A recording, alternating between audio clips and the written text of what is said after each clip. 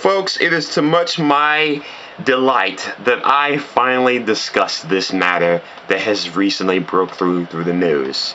Recently, Mitt Romney's oh-so-beloved wife, has made a public statement in terms of she made a public statement on a radio station of how she feels about the public backlash towards Mitt Romney that has taken place lately. And I'm going to be the first to tell you, in case you haven't noticed, I'm not a Republican, okay? I'm not this rich, money-grubbing, greedy, selfish motherfucker that these Republicans actually run under. That's the notion they actually run over. But without getting off topic, she basically had this to say. Stop it. This is hard. You want to try and get in the ring.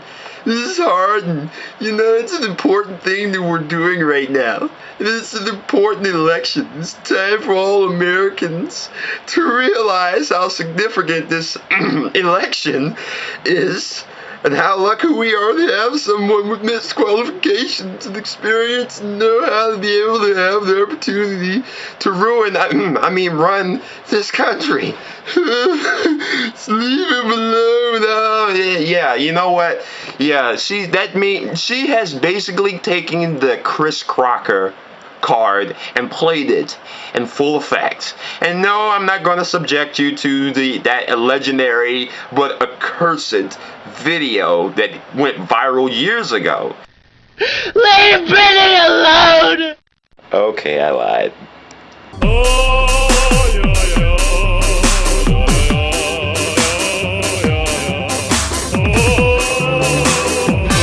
But the comparisons are astounding. How could you? I know that that's his wife and all, but really, man, let's keep it fucking real. Mitt Romney does not care about human beings. I am more than convinced that he can't possibly be a human. He's got to be a fucking robot. Because of how he approaches these policies, and he never sticks on one issue, does he? He never takes a firm stance against anything. He's always changing his mind, flip-flopping his opinion from the day it spawned, especially when it gets backlash. I mean, he denies the fact that he invented Romneycare, which is basically the same thing as Obamacare. He denies the fact that he donated charity, and also denies that he picked on that one kid during his high school days that was gay. All these other things he denies. His policies are not directed towards everyone. And all these other public statements that he's made, that there's no fucking relatable or likable thing about Mitt Romney to say. There's nothing. I mean, and then worse, this guy is under the party that comes from notions such as this. President Obama once said he wants everybody in America to go to college. What a snob.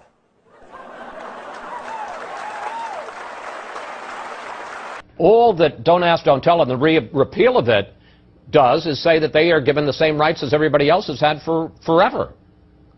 Well, the problem is that sexual activity with people you are in close quarters with and who happen to be the same sex is different than having a discussion and being open about your sexual activity where you're not in that same situation. So you're talking about injecting, as I said before. Wait a minute. Are you saying you think that homosexual gay soldiers are going to sit there and go after their male counterparts in the barracks? I didn't suggest that. You said they're in close activity. And look, the idea that somehow or another that this is the equivalent, that being black and being gay is the same, is simply not true. There are all sorts of studies out there that suggest just the contrary, and there are people who were gay and lived a gay lifestyle and aren't anymore. I don't know if that's the similar situation. I don't think that's the case with anybody that's black. So it's not the same, and I know people try to make it the same, but it is not. It is a behavioral issue as opposed to a color of the skin issue, and that makes it all the difference when it comes to serving in the military.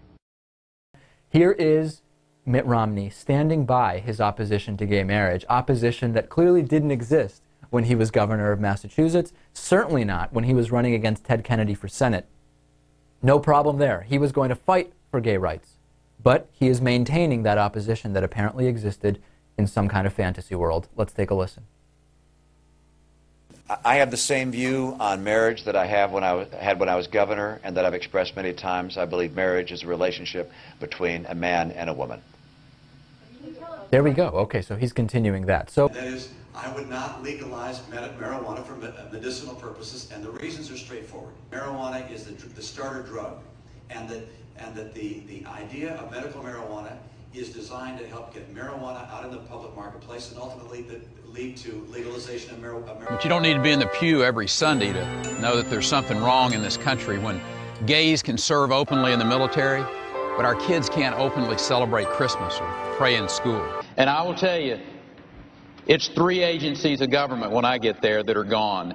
Commerce, education, and the, what's the third one there? Let's see. You need 5. Oh, 5, okay. So commerce, education, and the EPA? EPA, there you go. No, okay. Let's talk deposition. Seriously? Is EPA the one you were talking about? Or? No, sir. No, sir. We were talking about the agencies of government. EPA needs to be rebuilt. But There's no doubt about that. But you can't name the third one?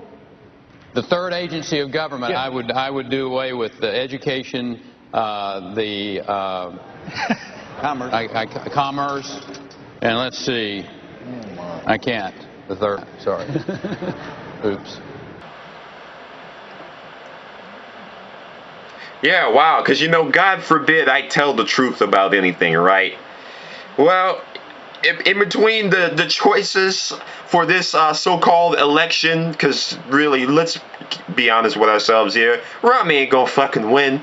If you had a choice between these two people and you knew nothing about them, would you go for somebody that goes under notions like this? On food stamps and welfare, anybody help me out? No. No.